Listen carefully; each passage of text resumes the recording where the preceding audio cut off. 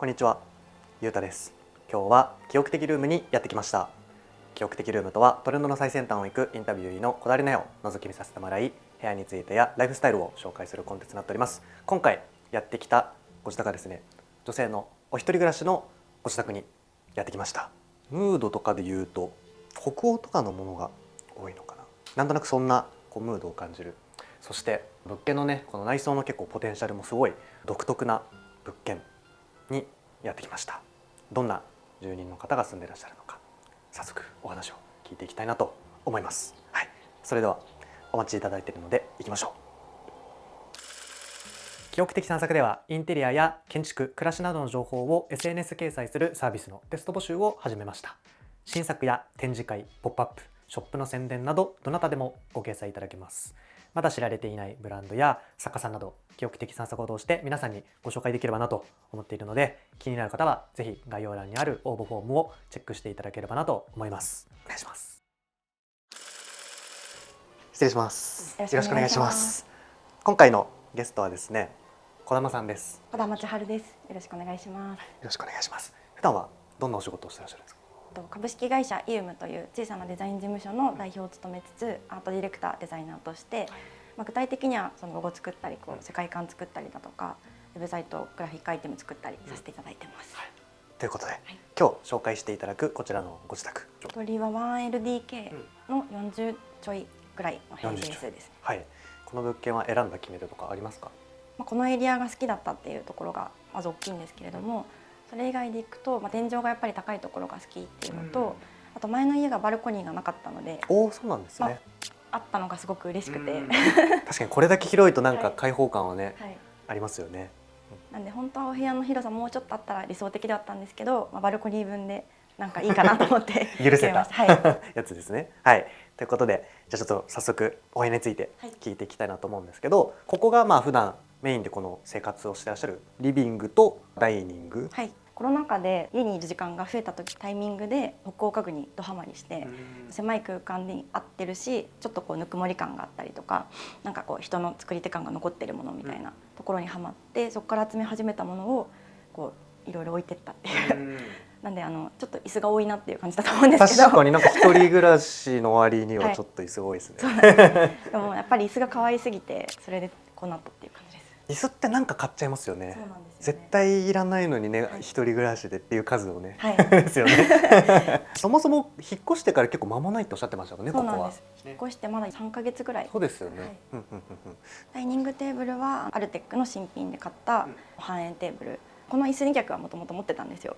でこれがずっと壁沿いに並んでるだけだったので有効活用したいなと思っていて、でダイニングテーブルでも結構やっぱ大きいのが多いじゃないですか。で最初ヴィンテージも視野に入れてたんですけど、このスペースだとここのくつろぎスペースは担保したいっていうと、ちっちゃく収まる形でってやった時に壁を有効活用しつつこれにたどり着きました。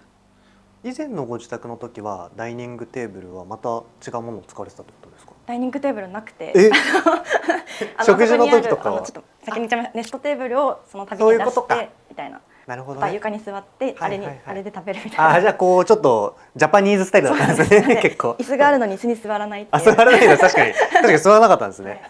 こっちがウェグナーのワイチャーで CH24、多分4、5年前くらいかかったんですかね。でこっちは同じウェグナーのヴィンテージのもので、これが確か CH20、こっち23ですね。23。はい。これがヴィンテージのイルムズボリフスっていうデンマークにある当時のオリジナルというかで扱ってたやつみたいな感じで、ちょっと一目惚れして買いました。この当時ものとかだとお値段って結構高いんですか？多分買った当時でいくらかな、でも10ちょっととか。でも20着そんぐらいですかね。じゃあ3、4人でも囲って食事とかしたり。てかいいな。この抜けで食事とか朝もこの気持ちいいですね。日差しが入ってきて。なんで仕事落ち着いてる時は本当ここでコーヒーを飲みたいっていう理想の休日ですね、これは。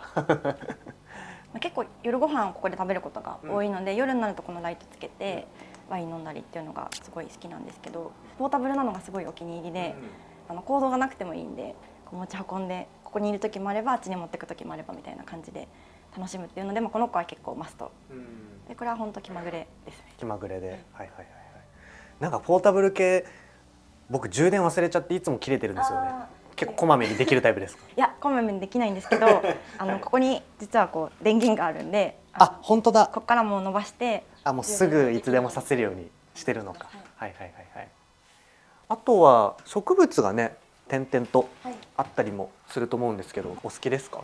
そうですね、植物もやっぱ家にいる時間長かった時に、特にこのエバーフレッシュとかは夜になると閉じて朝になると開くっていう葉っぱがで、これで一日を感じるのがすごくこうこの中に助けられたなっていうのがあって、そこからちょいちょい買い足したりして。それこそさっきちょっと軽くお話出てたこの辺はあれですか？やっぱそのちょっと電源とかを目隠ししてごちゃごちゃを、はい、隠すために。ゴミ箱に Wi-Fi ルーターと電源を突っ込んでてあ、そういうことか。でそれがさらに見えないようにこのちっちゃいスツールを置いてるという感じです。これもヴィンテージのベンチとお揃いというか一人掛けと三人掛けみたいな感じなんですけど、美心荘っていう名前のついた美心荘？美心荘っていう初めて聞いたかも。多分それプロダクトの名前だと思うんですけど、はい、美心荘って言われてます。北欧のブランド。北欧のヴィンテージの。夜になるとあんまりこう明るいのが好きじゃないので暗めにしてこれとその明かりとみたいなこう点々としてちょっとこう全て 50% 以下とかで、じゃあ割とちょっと暗めのふわっとした感じにしてます。これ写真なんですよ。写真なんだ。滝本幹也さんっていう写真家さんの作品を買わせていただいて、ちょっと上下チェックしていいですか？上下チェックじゃ一回上下チェック入るので、はい。合ってました。上下チェック。滝本さんに怒られちゃう。よかったよかった。よかった。これはヘリコプターで山を上から撮影したっていうので、なんかこの絵みたいじゃないですか。それがすごいかっこいいなと思って、でもともと雪山もすごい好きなので、雪山の雰囲気をいつでも楽しめるようにという感じです。なんかあれですよね。この要は屋根のこの形状になってるじゃないですか。ここレイアウトめっちゃむずくないですか？そうなんですよ。なんで本当ここ歩くと本当この辺でぶつかる。ここでぶつかるのか。こう行きますよね。ぶつかっちゃうんで、ここからこっちをどう生かすかっていうので、今のところこの照明を置くと、これがしかもここに反射してちょっと柔らかく返ってくる。ちょっとこう広がるのか。確かにこれは結構いい誤算だったというか、うまく活用できてるっていうポイントで、あとはここに絵を置いたり植物を置いたりっていうのと、こっちが低めの椅子を置くっていうのでなんとか収まったっていう感じですね。こっちはウェグナーの FH1936 みたいな感じの名前ので、これもヴィンテージで買ってます。ウェグナーが結構お好きなんですか？なんか気づいたらというか、気づいたら、はい、ウェグナーが、はい、うるさすぎず静かに美しいみたいなのが結構好みに合ってるんだなと思っていて、なんかこれも最新のなんですか、現行品でカール・ハンセンから出てる一番大元となった形。じゃあカール・ハンセンの前の会社が作ってたやつです。だと思います。でこの形をもとになんかだんだんその量産できるように変えていってたどり着いたのが今のカール・ハンセンの椅子だと思います。これじゃ結構ヴィンテージというかもうあれなんですかね。そしたらそうですね。基本のヴィンテージで買ってるやつは40、50年代のものが多いと思います。どうですか、座り心地とかは？これが木でこう硬そうに見えるじゃないですか。一瞬ね。すごい快適なんですよ。やっぱりこのウェグナーの計算され尽くしたこう人間工学に基づいた設計になってるんで、ちょっとぜひ座ってみてください。私なんか結構深めの感じですね、今遠くから見てても。深い。つうかなんか背もたれが結構傾斜がかってて座りやすいですね。結構木でこう板のはずなのに包み込まれるというか。なんか確かにここの背もたれがねちょっとあるかかってたり、なんか包まれてる感じしますね。はい、仙台にあるチッカディ&ホームさんっていうヴィンテージ家具屋さんがあるんですけど、マスターピースになるようなものを扱われていて、でレアなものとか本当に仕上げが丁寧で好きなお店の一つです。ちょっと後でちょっと見てみます。はい。これお名前ちょっと失念しちゃったんですけど、日本の作家さんのまさにスツールで削り出しで作られていて、これも一点物で。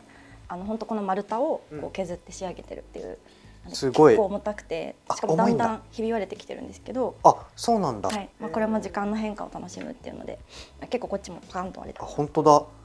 これじゃ最初はもっとこうひび割れとかもあんまりないような感じだったんですか？ここまでは開いてなかったんですけど。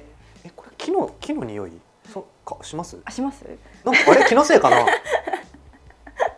気のせいかな？するよね。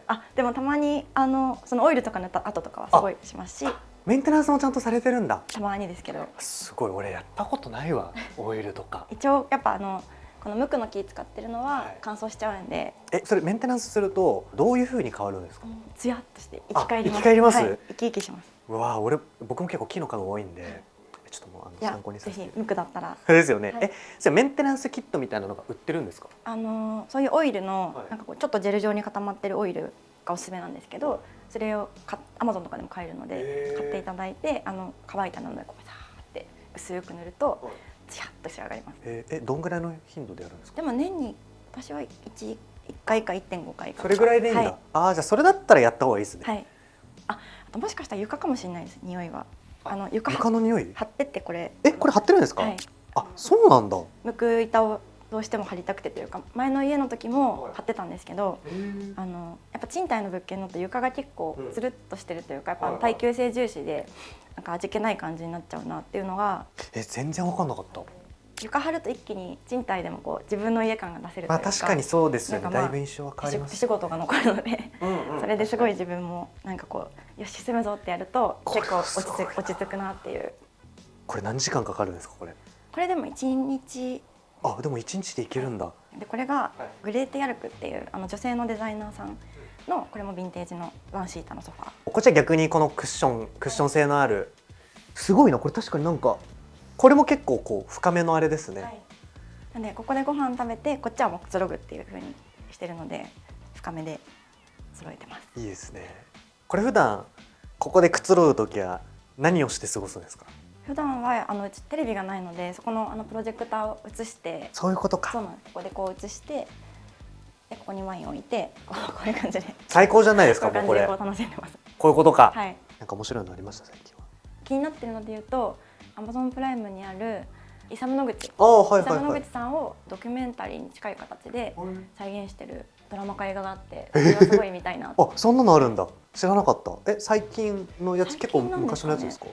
なんか私もたまたまタイムラインで見かけてお気に入りに入れてるっていう感じなんですけど、これもハイクっていう中目黒のお店で買ったチベットウールだ。ネパールの職人さんが作ってるものですね。切り替えしがね、可愛いですね。そうなんですよ。ちょっと白なんでやっぱりある程度汚れてしまうのは仕方ないかなっていうのはあるんですけど、でもなんかくすんできても可愛い味としてなりそうですよね。はい、すごい。最近このレコードプレイヤーを買って、あまりの部分って言ったらあれですけどあまりの部分、はい、残りの部分はなんかその時々でこうちらっと手に取りたいみたいな本を置いたりしてます。オーディオ周りは今どういったものを置いてらっしゃるんですか？この辺は。これはスピーカーがエラックっていうドイツのオーディオメーカーとニューヨークのアドサムっていうファッションブランドコラボレーションしたモデルで、これもこれ外すとすごい可愛いんですよ。あら、外してもいいですね。可愛い、確かに。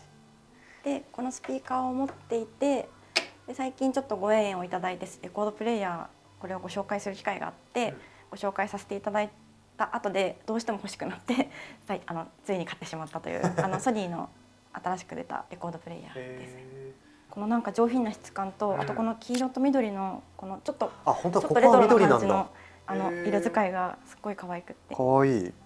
これ販売してるのはワンカラーですか？このブラックだけ。ワンカラーです。へちょっとこれ流しても大丈夫ですか？もちろん、はい。このカチッっていうカセットプレイヤーみたいなこのボタンのちょっとレトロな押し心地とかもこだわられてるってお話を聞いて、すっかりドハマりしました。音が確かに気持ちいいですね。はい、音楽も結構何でもって感じなんですけど、Spotify とかにもないようなものを集めてます。じゃあ結構あれなんだ、レコードで聴くものとストリーミングで聴くものちょっとこう違うというか。全然違うと思います。逆にストリーミングは何聴くんですか？ストリーミングは結構ヒップホップとか日本語ラップとかが好きで。なんか意外な感じですね。なんか最近ちなみに誰がお好きなんですか？クリーピーナッツが昔から結構好きで、オールナイトニッポンの頃からすごいもうドハマりして。そうなんですね。もともとオードリーのオールナイトニッポンも好きだったので、その経由でクリーピーナッツの存在を知って、なんかもうずっと聞いてました。なんか意外な感じですね。最近写真の講座を受けてた流れで、大御所の写真集を見とかなきゃいけないと思って、モノクロのものでストリートスナップっぽいんですけど、一定の緊張感があるみたいなのがすごく素敵で、私もこういう写真撮りたいなと思っていて勉強させていただいたっっていうのと、こっちがカラーのものカラーのはい、なんか何でもないのにちょっと違和感があるみたいな、しかもこれがこう意図的なのか偶発的なのかとかがわからないぐらいの塩梅の写真ってすごいこう記憶に残るなと思っていて、ある意味誰でも撮れそうみたいな雰囲気があるんですけど、実はすごく深いストーリーがあるみたいな写真が多いので、それをこうじっくり学ばせていただいたっていう感じですね。普段からなんかこうよくチェックされるグラフィックとかのデザイナーの方とか、はいなんかいらっしゃったりするんですか？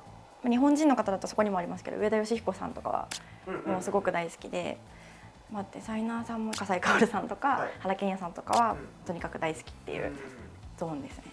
上田さんも写真家さんで商業写真もやるしアート作品も撮るみたいなタイプの写真家さんで、静かな緊張感みたいなのが素敵だなと思って、なんか日本人的でもありますし、最初の方は確かに、さっきのウィリアム・エグルストンとはまた違うリズムがあっていいなという感じですね。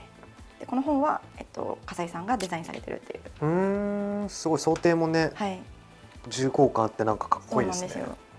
これもヴィンテージのピーター・ビッツさんとオルムガード・モルゼさんの2人が作られたもので、これも俳句のお店で見た時にもう一目惚れして、この蛇腹なんだこれ。すごいんですよ。こうちょっと今諸事情で開けれないんですけど開けれない、開けれません。ませんが、綺麗に蛇腹気持ちいいですよね、はい、開くとね。これがここにこうしまわれていくみたいな感じで、5、60年代のものとは思えないぐらい美しくて、しかもなんか一瞬蛇腹って僕遠くから見た時、はい、一瞬気づかなくて、はい、なんか線がちょっとこう細いというか、なんかそうなんですよ。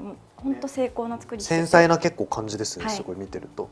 でこっちはウェグナーのネストテーブルですね。 AT30 かな、はい、さっきもお話ししましたけど、ご飯基本あっちで食べるんですけど、ちょっと映画見ながら食べようとかだったらここでこうちょいちょいっと出して、こういう感じ確かにで使い終わったらすぐこうしまえる、しまえるし、で飾ってても可愛いみたいな、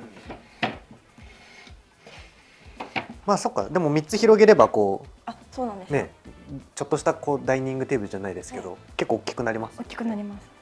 ここは最近のお気に入りはこのロンドンのブランドで、なんかめっちゃ可愛い。うわ、めっちゃいい香り。すごいいいよ。すごい匂いがね一番動画で伝わらないですけど。そうですよね。ちょっともう一回嗅いでいいですか？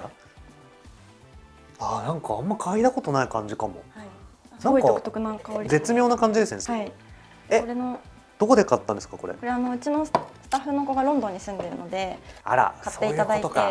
いいな。これ外のアウトドアブランドの外っていうブランドのめちゃくちゃ便利です。めっちゃ可愛い。やっぱあれですね。デザイナーの人は結構細かい生活用品もやっぱちゃんと選ぶなって。ありがとうございます。その辺はなんか意識して、なんか無意識にやっぱり綺麗なものを選んじゃいます？そうですね。なんか基本家にあんまりこう気に食わないものを置きたくないこだわりはうっすらあるかもしれない。じゃあ結構なんだろう、妥協して置いてるものはないですか？今こことりあえずこれ買っちゃったからここ買い替えたいなみたいなのとか。はないですかね。すごいわそれ。大体どっかしらね、キッチンはなんか苦手だから安いお皿使っちゃうとか。そうですね、大丈夫です。すごい。結構部屋の写真撮るのが好きなので、そうなんですか。カメラをこう使いたいなっていう時の置き場所ですかね。カメラは今はライカ？ライカがもう大好きで、そうなんだ。基本はこっちのデジタルのライカの M10 使ってるんですけど、フィルムも撮る時は M6 を使うって感じ。写りはもちろんですけど、やっぱ見た目も可愛いので、使わない時間長ければ多分本来はカメラ庫とかにしまっといた方がいいと思うんですけど、使うぞって意味を込めてこの辺にポンって置いてます。ですからライカはなんか使っててこう魅力を感じる、どういうところに感じますか？なんですかね、こうシャッターを切った瞬間のこの自分の感動がそのままちゃんと絵になるっていう。なんかこう例えばこう早起きしてこっちからこう入ってくる光が綺麗な時とかも、今撮りたいみたいな感じでここからスッて撮って、ね、いい今日もいいし、やっぱいい、やっぱライカもいいな早起きしてよかったみたいなってなって、なんか結構こうちょっと哀愁漂う孤独な感じの結構写真がお好きなんですか？そうなんですかね。なんか言われてみればそうかもしれないですし、やっぱ結構こうヴィンテージの北欧系の家具っていい意味で温かみがすごい出るじゃないですか。なんでこういう空間に対してちょっとこう別にストイックになりすぎる必要はないと思うんですけど、ちょっとだけこう緊張感を持たせたりとか、こう洗練された雰囲気にしたいなっていう意味もあるかもしれないです。それなんか無意識的に、これは101コペンハーゲンっていううん、千駄ヶ谷にあるボブズボックスさんで購入しました。結ふわっと構ふわっとした感じですね。はい、ここの作りがめちゃくちゃここはちょっと繊細で、ここの緊張感とこの丸の感じがいいなと思って買いました。なんか入る時もなんか気持ちいい感じですね。おおでこちらはアンビエンテックの、はい、これもポータブルができるんで、まあギリギリこのケーブルが見えないように置けてるんで本当だ、隠してる。持ち歩く時はこうやって、そういうことかはい、普段は充電しておいてっ充電しててらっしゃ感じです。るんですね。時計はユンハンス、ドイツの老舗のかっこいいやっぱ。メーカーの、もともとユンハンスの腕時計がずっと欲しかったんですけど、まあ、腕時計あんまりしないので壁時計として欲しいなと思って買いました。でそうかけたいんですけど、そうですよね。コンクリでかけれなくなっちゃったので、前は上にかけてたんですけど、まあでも意外と置いてても可愛いなと思って、だからこっちのコンクリートの壁の方は全部置きで。そうなんです。本当は鏡もかけたいんですけど、確かになんか結果的に多分こっちと目線が揃って、なんか結構空間が広く見えるのかなと思って。うんうん、確かに。マルムス店の微真相っていうシリーズのベンチタイプのものですね。ベンチタイプのものをこっちは置いてらっしゃる。はいはい。あとはどうですか。これはこういう鏡とかも。鏡もヴィンテージ。マジですか。はい、こっちははい、アールトの、アールトなんですよ。アールトなんだ。よく見るとレッグをちょっと意本当だ識したような感じの、これもすごい昔のものでチッカディさんで買ったんですけど、あんま多くはないのかな。へでこっちはカイ・クリスチャンセンのミラーですね。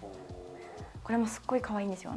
仕上げというか、なんでこの上はこう斜めになって、本当だ、こっちは斜めですね。はい、綺麗ですね。この角の処理が全部。そうなんですよ。どっちの鏡も。これはピーター・アイビーさんの作品ですね。一つ一つやっぱ手で作ってるっていう、よくよく見るとここにちょっと泡が見えたりとか、なんかこう綺麗な形なんですけど、ちょっとこう手仕事感残ってるみたいなところがすごく素敵で、普段すっごいうっすらつけてるんですけど、これ揺らいでるの見えます？揺らいでるのがマジでいいな。普段は結構こういろんなヴィンテージのお店出てきてるじゃないですか。なんかよくチェックするインテリアブランドとかショップとかなんかあるんですか？行きつけとか。そうですね。やっぱでもチッカディさんはよくインスタも拝見して、レアものってすぐ売り切れちゃうというか、入ったらすぐ出てっちゃうみたいなのがあるんでチェックしていて、そうじゃない割とこうベーシックに出回ってるようなヴィンテージ品だったら、本当その作品名で検索して出てきたところを見て、やっぱヴィンテージのそのお店によって結構仕上げが違うというか、確かに結構ねラフな方を残してる方もいらっしゃいますし、割とこうハイクさんみたいに整った綺麗な状態って方もいらっしゃるんで、そこのお店のこう差が分かるお店だったらその好みに合ったお店で買って、分かんなければもうそのお店に行ったりしてます。確かにね、こう綺麗にリペアとかねしたのが好きな人もいれば、そのまんまのこうねものが好きな、そこ結構好みでヴィンテージは分かれますよね。なんでこれとかもギルドヴィンテージファーニチャーさんで買ったんですけど、一人で運転して見に行って質感を見たいと思って行きました。それで行ったんですね。今度この奥に行くとキッチン、浴室、寝室って感じですかね。はい。じゃあちょっとキッチンからいいですか？ちょっと簡単にお話聞いても。はい。あんまり生活感丸出しになりすぎないように、まあただでも使い勝手はよくみたいなところは意識していて、ワイングラスとかよく使うのと、まあ、乾燥も兼ねてここに置いてたりとか、これとかも狭いスペースで食器洗って乾くまで置けるとか、洗剤とかも生活感出過ぎないようにって感じですかね。あとこのタオルのブランドがお気に入りで、新装っていう山梨にある寝具メーカーさん、ベッドも寝具新装なんですけど、そこが最近タオル出したっていうので、新装はもともと老舗の寝具のリース会社さん、旅館とかに寝具をこうレンタルするみたいなで洗濯してまた収めてみたいなのをやってたんで、その丈夫さがすごく売りになっていて、なんでこれも多分使うほどにもっといい感じになってくるみたいな、なんでまあ一応好きなものを詰めてるって感じですかね。あとこれもお水リビタの浄水のやつなんですけど、見た目いいやつを、これは確かドイツのブランドだったかな、なんか買いました。結構まあやっぱこの辺もじゃあ比較的こうすっきりさせてる。はい。すごいなんかなんだっけ、換気扇か。換気扇もなんかすごいミニマルなデザインですよね。そうなんですよ。最初私ボタンなんだろうと思って押してみたら、あ、換気扇かと思ってびっくりしました。すごい綺麗ですね、こう見ると。